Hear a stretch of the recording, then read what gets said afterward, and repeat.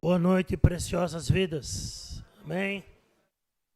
Tem um pastor que, quando ele olhava para a igreja, dizia pequeno rebanho, mas rebanho abençoado. Amém? Graças a Deus. E hoje eu gostaria de dividir com meu irmão uma reflexão sobre um texto que eu entendo que Deus nos dá uma aula do seu extraordinário, da sua soberania, numa situação que era comum em Israel. Se você for lá em Êxodo, no capítulo 12, verso 40, você vai ver que Israel viveu 430 anos escravo no Egito. E qual era a habilidade de Israel lá no Egito? Lembra? Mexer com barro. Mexer com barro, fazer tijolos. Lógico, ninguém é inocente de pensar que eles só faziam tijolos. Eles deviam fazer uma série de outros artefatos com o barro. Então, eles tinham uma tecnologia de pelo menos 430 anos. Já pensou nisso? Agora, Deus chama o profeta, e eu vou ler, para ir à casa do oleiro, e não era nenhuma novidade. Nenhuma novidade para Jeremias.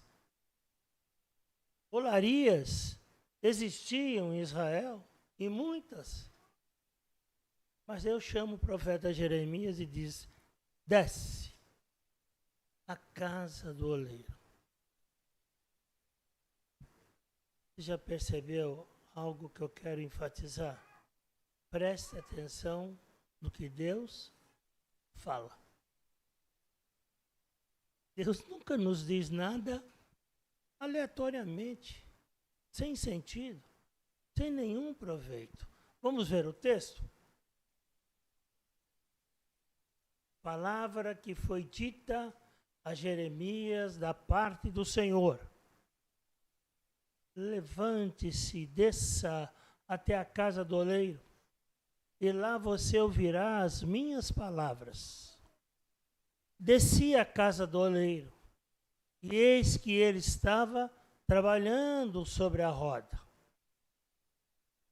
Como o vaso que o oleiro fazia de barro se estragou nas suas mãos, ele tornou a fazer dele outro vaso, segundo bem lhe pareceu. Então a palavra do Senhor veio a mim, dizendo: casa de Israel, será que não posso fazer com vocês como fez esse oleiro? Diz o Senhor: eis que, como barro na mão do oleiro, assim são vocês na minha mão. Ó Igreja Presbiteriana Betânia. Gravou? Nós somos vasos de barro na mão do oleiro. O tema é o tema mais comum que eu poderia alencar, dizendo vasos nas mãos do oleiro. Todo dia somos vasos de barro na mão do oleiro. Para nós refletirmos, para ter algum entendimento, temos no exórdio alguns pontos que eu gostaria de chamar a atenção. Na história dos homens, nós temos pessoas talentosas. Por exemplo, pessoas que trabalharam com pedra, como eu conheci em Minas Gerais, na cidade de Congonhas, não conheci o artífice, o escultor, só conheci suas obras. Todo mundo já ouviu falar das obras do Aleijadinho em Congonhas. Ele fez o que ele entendia como os profetas. E lá ele fez obras que até hoje são artisticamente admiradas. Todo mundo conhece o talento, que é dado até a outro escultor, mas é de Michelangelo, a obra, que é a obra de arte de Davi, que fez Davi de mais de 4 metros de altura no granito. Fez quando Davi se preparava para lutar contra Golias. São exemplos de pessoas talentosas, não são? Mas só que Deus não é talentoso. Deus é muito mais que talentoso. Deus é exponencial. Deus é o único que pode fazer vir à existência as coisas que não existem. Acabamos de cantar uma música que diz que Deus é o único que pode mudar a nossa vida. E é verdade. Pura verdade. Nós temos uma expressão em Mateus, capítulo 6, verso 27, diz: quem de vocês, por mais preocupado ou ansioso que esteja, pode mudar um côvado na sua vida? No Novo Testamento, um côvado era isso. Eu não vou fazer com o dedo ponto, mas esse dedo anular, né, do dedo médio, né, do cotovelo a esse, que em média, de homem para homem, vai de 45 centímetros a 51 centímetros, dependendo do braço do valente. Mas esse era um côvado. Ninguém pode mudar nada na sua vida. O que você muda? Nada. Um pensador, Francis Schaeffer, disse algo fabuloso. Você não pode mudar o passado. Você pode, no presente, interferir no futuro. Como? Vivendo um presente na dependência de Deus. Aí você vai mudar o seu futuro. Eu gostaria de trazer à tona, à baila, sobre o texto que eu pude ler e ver para o amado irmão, pensarmos juntos. Alguns pensadores veem verdades que são extraordinárias do texto. Primeiro, que Deus é e sempre será o único escultor por excelência. Deus é o único que pode fazer coisas novas. Só Deus. Não tem como de outra forma. Às vezes a gente diz: não, eu vou agir desse jeito porque aí eu vou melhorar. Não, quem melhora a gente? E olha, desculpe, não é você, é Deus. Na dependência de Deus, Deus trabalha com o cinzel do Espírito Santo, mudando pensamento, mudando caráter, mudando valores, trabalhando na sua vida. Ele é o oleiro e ele está dizendo isso. Ó casa de Israel,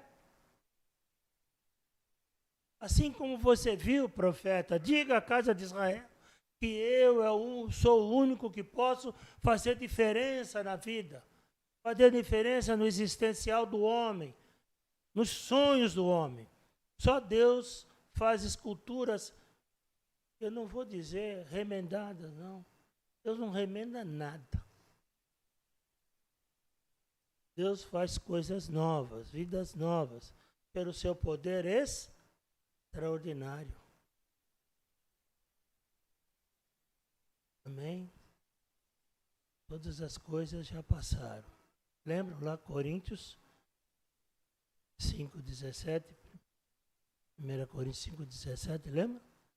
Todas as coisas velhas passaram. E eis, se fez novo. Amém, querido? Por isso, a palavra de Deus nos trata em Cristo Jesus como novas criaturas. Vasos quebrados. Quantos estão quebrados pela vida, pela existência, por lutas existenciais? E quem não as tem? Levanta a mão. Todos nós temos. E muitas vezes essas lutas quebram a nossa alma, o nosso coração, nossos sonhos, nossas perspectivas de vida, tiram a nossa esperança. Uma vez, num curso, diz que essas coisas podem levar o homem a um abatimento de vida tal que ele quer desistir de existir. Não precisa nem dar um nome a isso, né? Mas Deus pode fazer novo, não pode? Só Deus pode fazer novo. O texto quer que nós entendamos. Pensadores dizem que o texto quer que nós entendamos que Deus vai muito, muito mais além daquilo que a gente chama de talento. Deus é o único que age pelo seu poder curador, transformador, renovador na minha vida. Deus é transformador de vidas quebrantadas em vidas feitas de novo, restauradas. Então, deixa eu pensar com vocês algumas verdades que a gente pode sacar do texto na noite desse dia, noite abençoada, porque Deus está dando para você e para mim um privilégio de pensarmos nas suas verdades eternas e nesse Deus cuidadoso, nesse Deus maravilhoso, nesse Deus abençoador, que está de olho em nós, amém?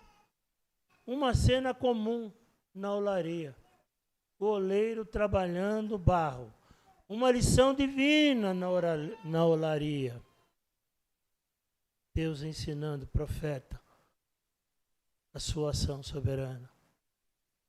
O vaso e o oleiro aqui são ilustrações clássicas que nos fazem entender esse Deus soberano.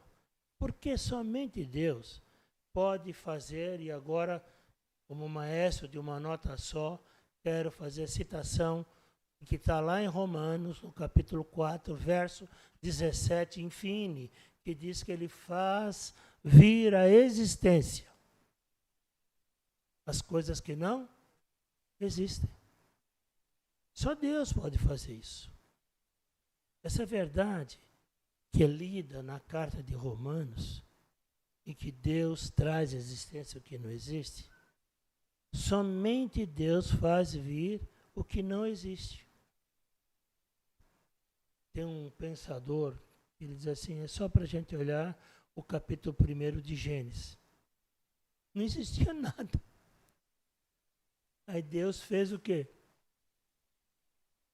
Ver a existência o que não existia. E tudo que Deus faz, diz o pensador, e que ele faz vir à existência que não existe, ele faz uma avaliação, como está lá no capítulo 1 de Gênesis, que é bom. Que é bom. Somente Deus, pelo seu poder soberano. Então, ele faz vir à existência, presta atenção agora para nós, e temos Cristo como nosso único e suficiente Salvador. As promessas, Deus faz vir à existência na razão direta da minha fé, da sua fé, o cumprimento das promessas que Paulo escreve aos Coríntios dizendo, fica a lição de casa, que todas elas têm um amém de Deus. Já leram isso? Todas elas têm um amém de Deus. Sabe o que significa a palavra aramaica amém? Assim seja. Todas têm a aprovação de Deus. Então me fiz uma pergunta. Gostei de parar no texto e perguntar para mim mesmo. De vez em quando a gente tem que fazer isso. E eu perguntei, o que Deus pode fazer vir à existência hoje? E Deus me permitiu visualizar alguns aspectos que eu gostaria de ver com os irmãos. Vou declarar uma verdade reformada, correta, que Deus pode trazer à existência tudo aquilo que não é visível ou material, ou materialmente real, mas que fazem parte dos seus propósitos e promessas. Por exemplo, já citei para vocês a criação. Deus é o único que fez do ex nihilo, Eu crio algumas coisas, você cria. Eu crio um texto. A mulher cria um bolo. Mas veja bem, quando usamos a expressão criar nesse sentido, nós temos a matéria na mão. Mas Deus não. Deus é o único que a palavra de Deus usa a expressão que ele cria. Cria por conta dele, da sua soberania, que ele faz vir à existência. Então, pensando nisso, estou convencido que essa ação de Deus foi para gerar em nós, então, fé. Lá, o primeiro capítulo de Gênesis é para gerar fé na vida de cada um de nós. Então, vamos ver alguns aspectos. Deus pode trazer à existência áreas que estão emocionalmente abatidas, vidas que estão emocionalmente mortas. Deus pode trazer à existência esse oleiro, a restauração de casamentos que não tem, aos olhos dos homens não tem mais jeito, e não tem mesmo. Aos olhos dos homens não tem mais jeito, mas só Deus pode fazer diferença.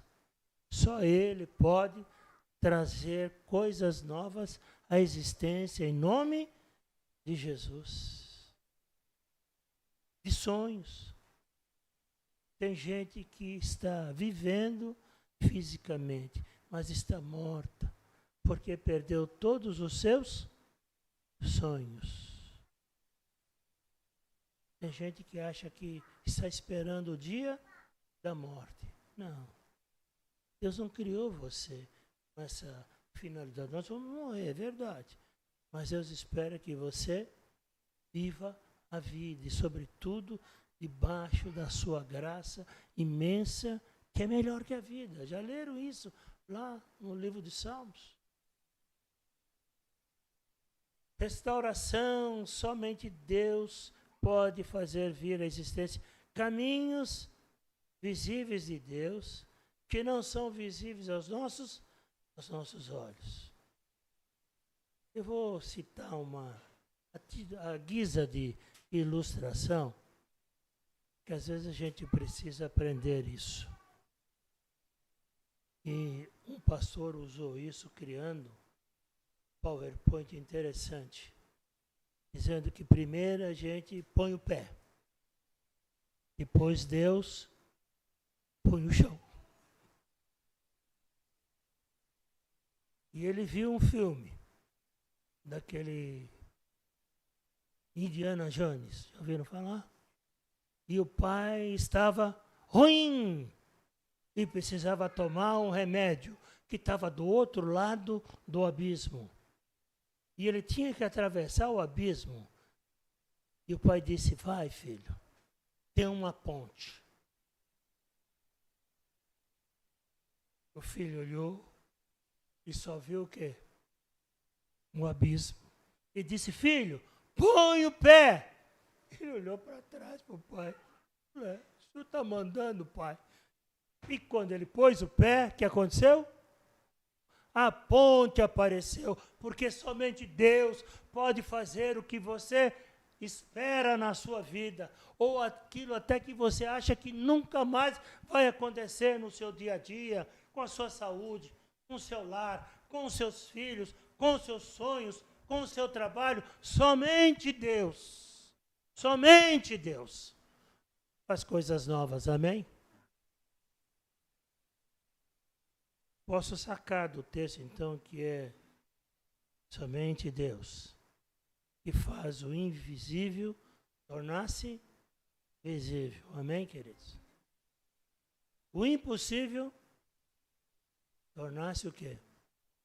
Realidade. Mas isso está na razão direta do quê? Da minha fé, da sua fé. Aí você diz: eu não acredito. Bom, o problema é seu. O problema é seu. Me passaram um vídeo que eu vou comentar só. O homem está com uma moça, e a moça disse para ele, você é religioso? Ele disse, sou. Ela disse, mas eu não sou. Tem algum problema? Ele falou, nenhum. É você que vai para o inferno, não sou eu. Mas é verdade. Você não crê? Não vou ter problema nenhum. Quem vai ter problema é você. Então, acredite, porque somente Deus pode ir além das nossas limitações, agir com o seu poder sobrenatural, fazendo vir à existência aquilo que não existe. E eu tinha um médico em Belo Horizonte, e de vez em quando eu fazia ele ficar com a piolhenta, perturbado. Eu queria que ele me explicasse como que Deus fez aquele negócio com o braço do homem ressequido. Eu fiz um curso de biologia e eu sei o complicado que é. O que nós temos aqui, quando você olha o seu braço é uma engenharia divina imensa. Vá perguntar para o Caterpillar e aquela coisa que você vê pegando assim, né? Foi invenção que ele ficou olhando para o seu braço. E aí ele inventou aquele negócio, ó, que pega, viu? Que os nossos braços é fantástico. E eu perguntava para ele como que... Só Deus. Ele disse, ó, pastor, eu não sei, sou médico e sei tudo o que o senhor sabe em termos da derme, epiderme, de vaso, de veias, do tecido ósseo, mas eu não sei como que Deus fez. Deus só falou para o moço, vem para o meio. Estica o braço. E ele esticou. E Deus fez vir a existência aquilo que não existia. Você acredita que Deus pode fazer diferença na sua vida? Então, aleluia. Tenha fé que Deus fará na sua vontade soberana, na vontade dele, as coisas novas na sua vida, na minha vida, na fé. E eu gostava do meu pastor, que ele dizia assim, fé conquistadora. E um dia eu perguntei para ele, o que é fé conquistadora? Fé de verdade. E tem gente que tem fé com o olho aberto e outro fechado. Não, fé de verdade. A segunda verdade do texto, eu quero trabalhar com meu irmão, com a minha irmã, esse rebanho, pequeno rebanho abençoado. A igreja é a casa do oleiro para a minha vida, para a sua vida, amém? Essa é a casa do oleiro. Quando o Senhor diz, é na casa do oleiro que o vaso é moldado, essa extraordinária verdade, que parece tão simples, mas é extraordinária, essa tremenda verdade, fala do sobrenatural de Deus na terra, que é a sua igreja. A igreja de Deus é o sobrenatural de Deus. Talvez você ache que igreja é algo, a gente olha, é a parede, tijolo não. Igreja de Deus é o sobrenatural de Deus. Se você ler a Bíblia com cuidado, você vai ver que nós fazemos parte desse tijolo existencial chamado Igreja de Deus. Somos tijolos disso. Então, uma postura eu devo ter diante do Senhor. Sendo assim, hoje o pastor já deu alguma ênfase e eu vou dar uma pincelada, cutucada. Devo vir à igreja com o coração do publicano. Sabe o que o publicano fez? O fariseu foi à igreja e o publicano também. O fariseu se colocou lá no altar, olhou para trás, viu o publicano e disse, graças a Deus, Senhor, eu não sou que nem aquele cara. Se você lembrar algumas coisas do texto hoje, do pastor, você vai lembrar que tem muita gente avaliadora do outro, de forma negativa, pejorativa. Mas o que o publicano fez? Cabeça, eu creio, reverência, baixada, batia no peito e dizia, Senhor, não sou digno de estar na tua presença. Isso me faz pensar com muita seriedade. Deus está olhando como eu me apresento diante do Senhor. Com coração humilde, com coração de publicano, em reverência a Deus. Porque Deus não, vou falar, Deus não precisa que você venha à igreja. Somos nós que precisamos estar na igreja, porque aqui, diante do altar do Senhor, somos trabalhados pelo Espírito Santo, na palavra de Deus, que trabalha na nossa alma, no nosso coração, no nosso pensamento, mudando as nossas vidas. É verdade, pode acreditar. Vou dizer essa verdade, forte. Mais uma vez, Deus não precisa que eu venha à igreja. Eu sou aquele que necessita estar na igreja, que é o lugar de toda a sorte de bênção de Deus, da sua ação multiforme pelo agir do seu Santo Espírito. Amém? Então, quando estamos neste lugar, algo novo acontece do extraordinário de Deus, trabalhando na nossa vida em nome de Jesus. Em nome de Jesus. A expressão do texto que nós lemos assim, desce, desce, desci, desça, e desci, desce. Os historiadores, na geografia bíblica, diz que essa olaria possivelmente ficava numa parte baixa. Mas há uma lição muito maior do que a questão geográfica, de ser num lugar de depressão. É possível que a expressão e o mando de Deus para Jeremias e aquela olaria diz respeito a algumas coisas que eu gostaria de destacar. Primeiro, nos ensina humildade. Humildade. Humilhai-vos diante da mão poderosa de Deus. E nós somos difíceis, não somos? Desde o Velho Testamento tem uma expressão muito boa, que se você ler, Deus diz, esse povo é um povo de dura serviço. Isso aqui, baixa a cabeça. No meu tempo, eu falava com minha mãe, com meu pai, quando criança, de cabeça baixa. Hoje eu vejo os menininhos assim. Já viu? A mãe vai... Meu Deus, dá vontade de dar um crack. Né? Mas é assim. Dura serviço. Muitas vezes não vemos o extraordinário de Deus, não vemos as mudanças de Deus, não vemos o agir de Deus na nossa vida, porque temos dura serviço. Está engessada pelo pecado, que nos faz o quê? Teimosos.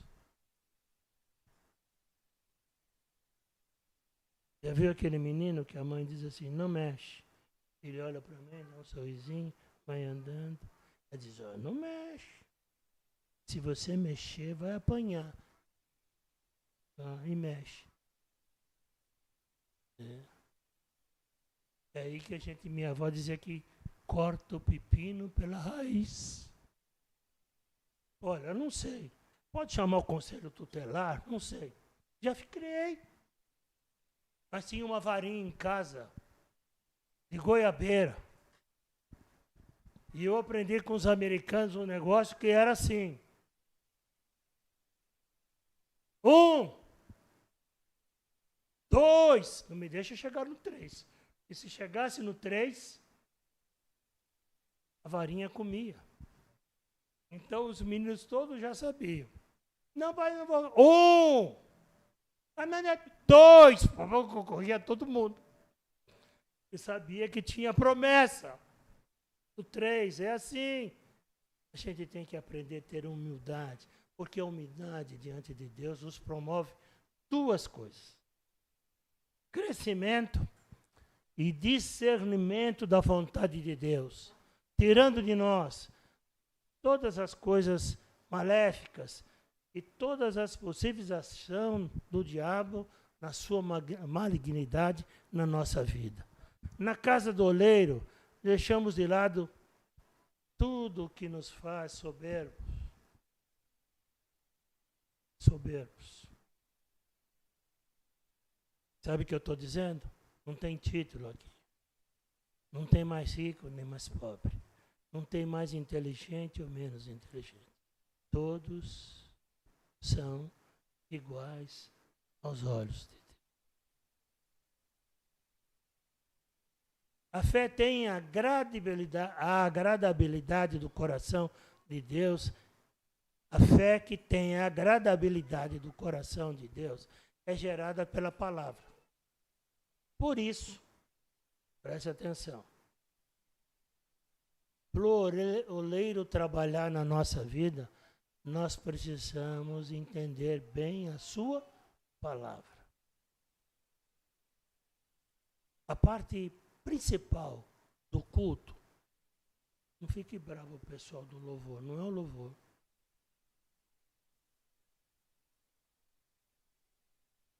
Não são as outras coisas. A parte principal do culto é a palavra de Deus. Terceira verdade que eu tiro do texto, e os irmãos tenham paciência, um minutinho, mais. O que acontece na casa do oleiro na nossa vida? Eu sou moldado. Outra verdade simples, mas extraordinária. Ao ouvir a palavra de Deus, somos moldados e mudados. Quando ouvimos com os ouvidos da fé, coisas novas acontecem. Porque há duas formas de ouvir a palavra de Deus. Eu não sei. Olha, eu fui professor há muitos anos. E a gente brincava que gostaria de que tivesse nos alunos uma luzinha vermelha, uma luzinha verde. E quando você estava ensinando, falando, explicando, a luzinha verde estava acesa. Quando ela ficava vermelha, você dizia: o que você não entendeu? Mas só que não é assim. E eu me lembro que eu explicava, ainda mais que eu dava geografia física, quando eu explicava as questões de cartografia, perguntava para o menino: entendeu? E ele dizia para mim: entendi. Faz. Ficava enrolando. Aí me chamava: Carlão, o que foi? Como é isso aqui? Mas você falou que entendeu.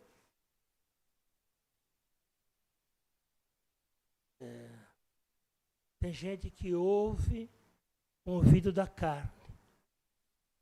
Deus espera que a gente ouça com o ouvido da fé. A palavra de Deus é como um cinzel do escultor para nos moldar, corrigir as nossas imperfeições e nos dar a beleza da sua santidade. E eu me fiz outra pergunta. O que Deus pode me moldar, então? Não moldou o vaso?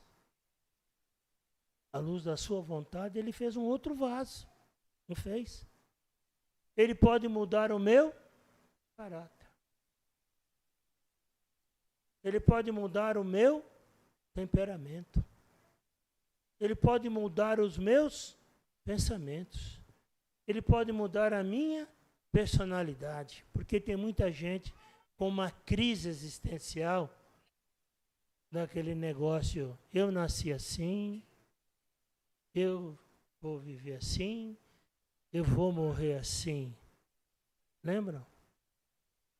Só que ela falta uma frase. E eu vou para o inferno assim. Né? Não tem jeito. Eu nasci assim, eu vivi assim, e vou morrer assim, e vai para o inferno assim. Muda a nossa vontade.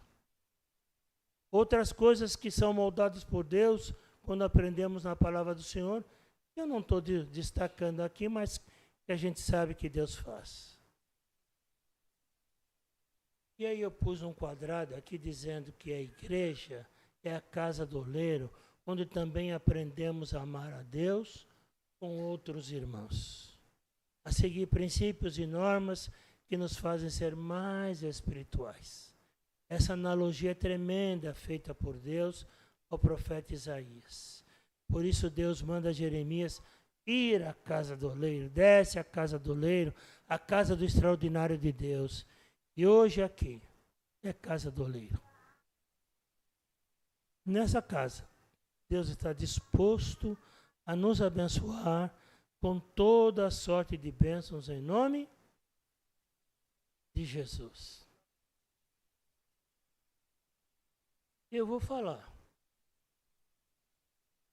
E diante dessas coisas, quando a gente for cantar um cântico, que a gente cante com a disposição, lembra do publicano de humildade, aquele que deseja a mudança de Deus, que o cântico diz: eu quero ser, Senhor amado, como um vaso nas mãos do oleiro.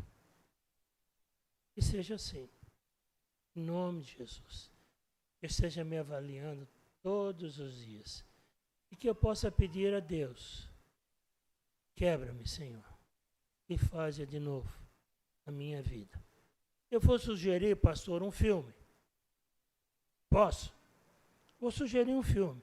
O filme é um filme gospel. Vou sugerir o filme. O nome do filme é Não Basta Apenas Estar na Igreja, é preciso estar nas mãos do oleiro. A sinopse do filme é essa. Tem gente na igreja da terra, mas não na igreja de Deus, na igreja dos céus. Tem gente que não está deixando Deus trabalhar na sua vida. Deus quer ser o oleiro que molda a sua vida, que molde a nossa vida em nome de Jesus. Assista o filme. É esse. Não basta apenas estar na igreja. É preciso estar nas mãos de Deus. É um bom filme. Que Deus te abençoe. Em nome de Jesus.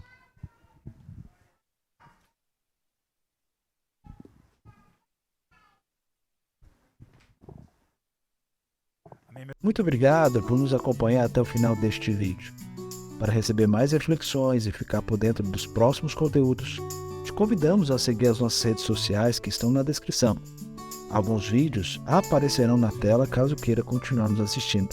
Abraço e até a próxima.